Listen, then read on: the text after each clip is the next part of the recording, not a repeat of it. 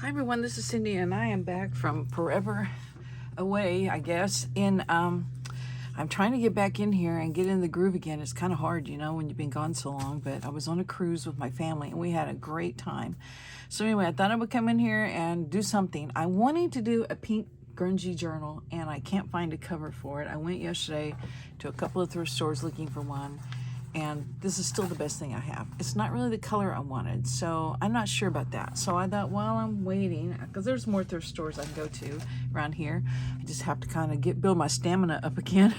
My daughter and I flew to New Orleans for the cruise, but it's just as tiring, I think, as driving, because dealing with airports and the pressurized cabins and all that. And I had trouble with my ears for first trip out. Anyway, so I'm just taking things easy. So I came to my desk, said, what can I do? I had this pile of scraps on my desk. I thought, okay. And I also had these. I went through my mail, that accumulated while it was gone. And thought, why don't I make some pockets or something for this pink grungy journal? So that's what I decided I would work on. So here we are. This I'm going to make into a tall pocket. I don't want it this tall. I will cut it off, so I probably could go ahead and do that. I'm thinking about my decal scissors once we're doing grungy, but I really kind of need to wait and do it after I put the other papers on there, but I'll just redo it. I'll make it a little higher than normal. So, okay, so why do I have all these papers here? What was I doing before I left? I can't remember. What was I doing? I have this dried up glue stick. Yep, it's empty. I lost the lid to it, so it dried up while I was gone. Okay, throw that away. Oh, I know what I was making. I'll show you. It's right here. I was making one of these. Natasha at Treasure Books was showing how she made these envelopes out of book pages. She just put like 4 book pages together to get the size she wanted, because you have to fold it over and have a width, and then you collage over it. So that's what I was doing. Just for fun. Don't know what I would do with it. Just, I love the looks of it. So anyway, that's why I had these scraps here. So I thought they'll be perfect for a grungy pink journal. So I'm just gonna put these on here, and this one will wrap around a little bit. Yep. It might just be easier to trim it off because it's very fragile. So what have you guys been working on? We didn't have internet much. We just chose the social media so that we could communicate through Messenger. So some of us did that on the boat and the ship. It's not a boat, it's a ship. And then we discovered we were able to make video calls, kind of like, is it FaceTime? Yeah, through Messenger. So I was able to call my sister and talk to her, and she was able to call me and send me videos of my dog, who getting old, he's 16, I think, and I was afraid of leaving him. So she drove to my house twice a day to feed him, and he knew he was real comfortable with her because she would stay at my house a lot when I was having knee surgery. So he didn't even hardly miss me, I don't think. So anyway, so she was able to send me some pictures of him to show me that he was doing great. But yeah, the strangest thing on this cruise, I'm still not over it, even though I tell myself it's stupid to be dealing with it because it's just fun stuff. It wasn't serious stuff. And meanwhile, there's all sorts of serious stuff going on in the world. So I want to wrap that around a little bit, maybe. Let me get some scissors.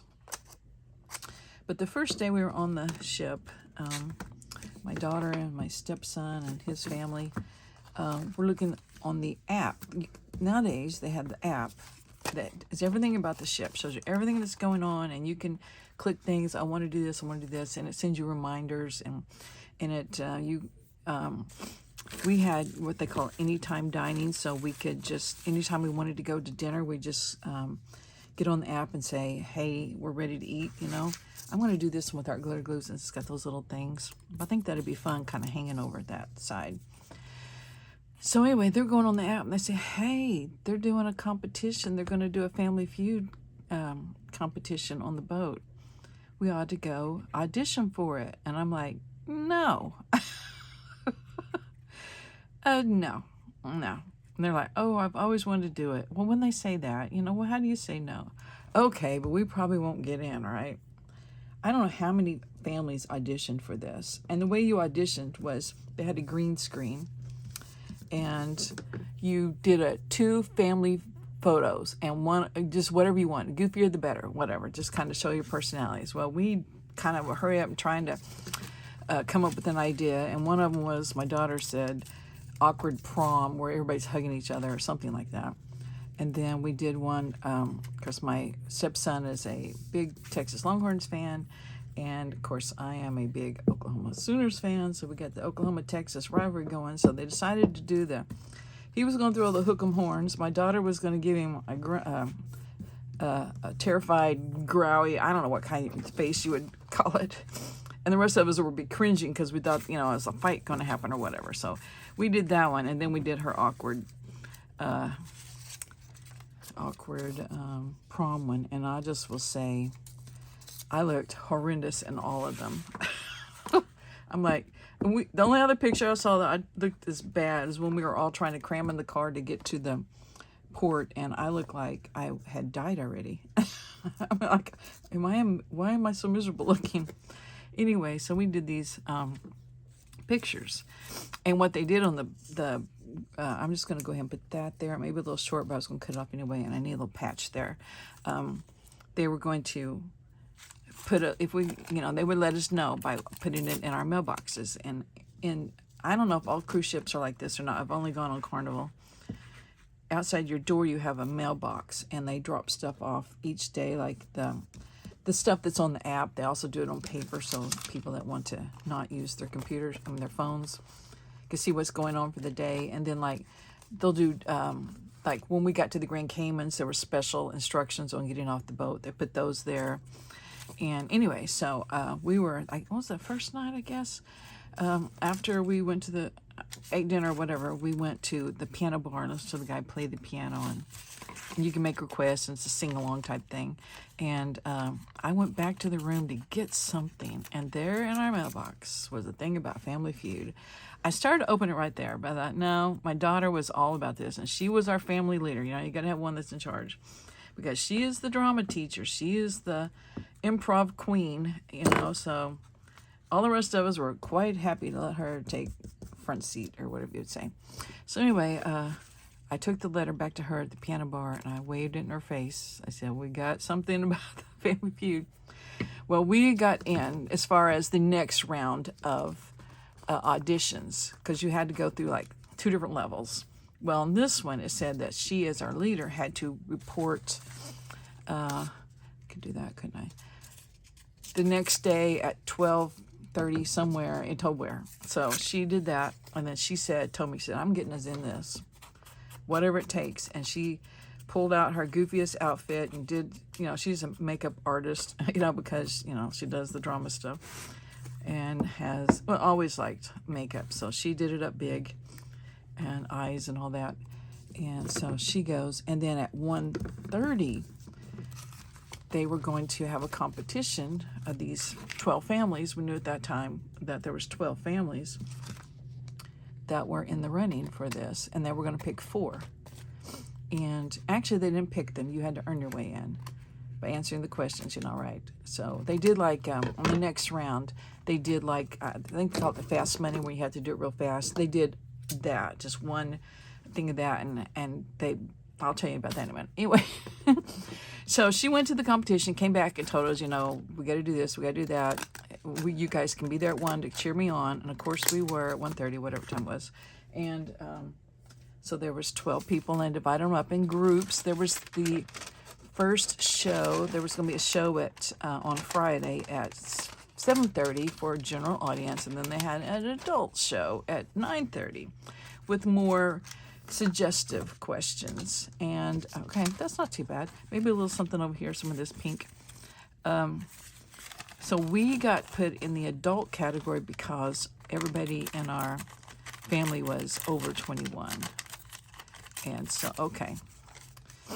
So anyway, Amy said, that's my daughter, we're getting in. I'm going to do this, whatever it takes. Well, the first group that did it, now she got to watch them do theirs, because they did the adults later. And what they did was they asked them Yeah, oh, yeah, that's right. Hang on. Yeah, there was different levels of this. I've forgotten this. They first did the thing, where they stand up front and they had their hand on the thing and they ask a question and you hit the buzzer. So they did that. So they asked a question, and hers was, what do you associate with the word chop? And she hit the buzzer first, said knife. And the other person thought a minute and said suey, chop suey, right? And of course, everybody laughs. The whole audience is having fun, and we have to do the good answer stuff. Well, then he divided people, and he did this with the first group too. The person that got the highest ranked answer went over here on this side of the stage, and the lower ranked answer went on this side of the stage. He didn't say, yours is the higher ranked answer, or yours is the lower. He just kind of, being a funny guy, just kind of said, you go over here, you go over here. And then the next group answered the question, and he said, which side do you want to be on? And they all pointed to my daughter's side because they knew her answer was better. So anyway, that's how they divided the 12 down to 6.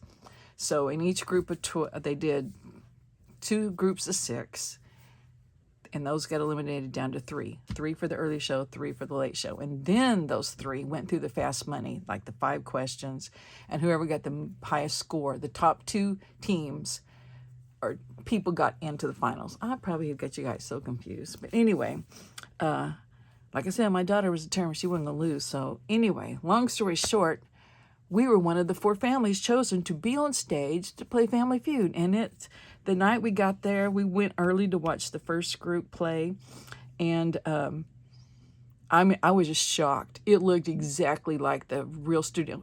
And they had partnered with Family Feud to be able to do this. So it was all, I guess they gave them software and stuff. So the whole big screen looked like, it was just wonderful. The looks of it. Of course, it just made me much more nervous. But I told my daughter, I said, I'm not nervous about being in front of an audience. I'm nervous about getting up there and just going blank. And I said, I also don't want you guys to lose because of me. Well, anyway, we got up there. And then watching the first show, I thought, oh, I'm so relieved. They only did 4 people at the buzzers. And the 5th person in the family didn't have to do it. So I was in the 5th place. So yay, I don't have to get up there in front and do that. Well, we did okay. We, I think, only won one where we got to be the first to answer, and we stole 2 or 2, I think.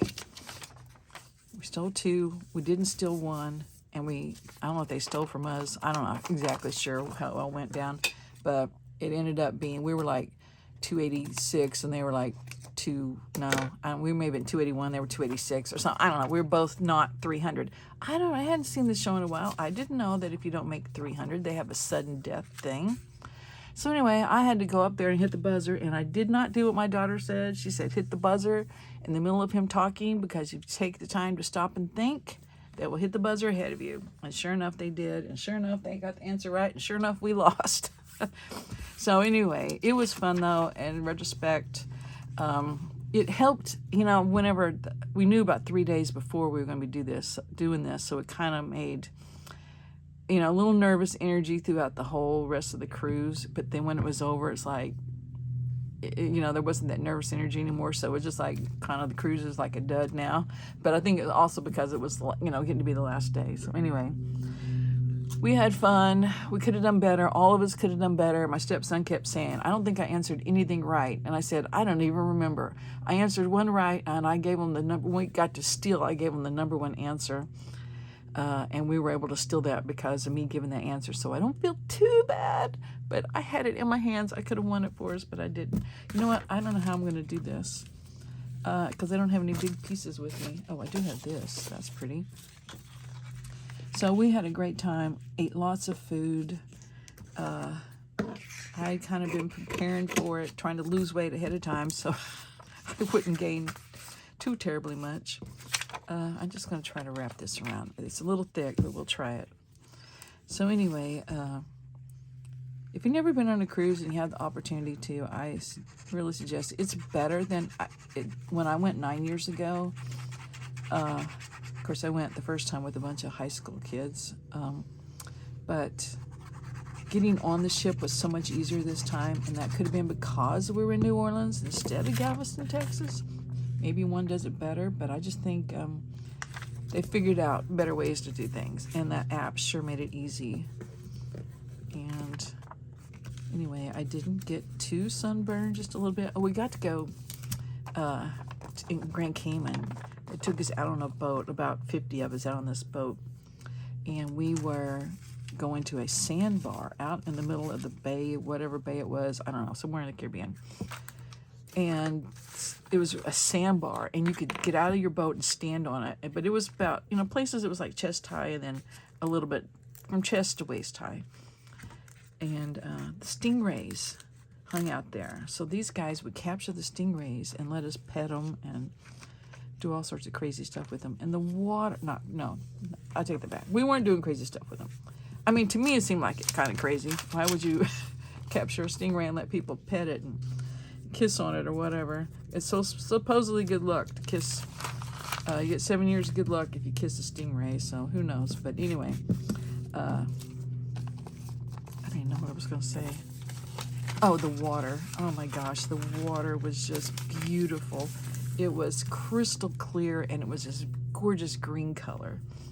And it was just beautiful. And so we all decided that was our favorite excursion. And then we got to go, I'm trying to find my corner rounders. After that, they took us to it. I'm calling it a turtle sanctuary. I'm not sure what the official name was, but sea turtles, where they hatch them out. They have adults there that, lay the eggs, and then they hatch them out and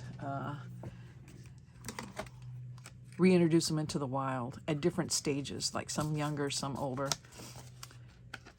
So that was cool. And then you got to go snorkeling, and they had like a big, gigantic, I'll call it a pond. I mean, of course it was seawater and stuff, but I chose not to do that.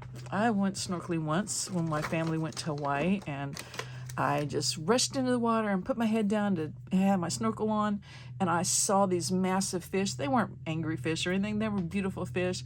They were right up there next to me, so I turned around and ran back to the shore. I thought, no, I'm looking for it. No. I don't want to be in the same water like that with fish. So ever since then, I'm like, I gotta be able to see around me. So, but the rest of the family had fun doing that, and I just guarded all the towels and the cell phones, and so I just stood on the sidelines. But anyway, it was a very, very nice facility, and I thought, you know what, I'm so glad someone's taking it seriously. So anyway, all right, I've got these two done, and I bored you with all my family stories. So I don't know if that's grungy enough for a pink grungy journal, but maybe I can grunge it up a little bit more.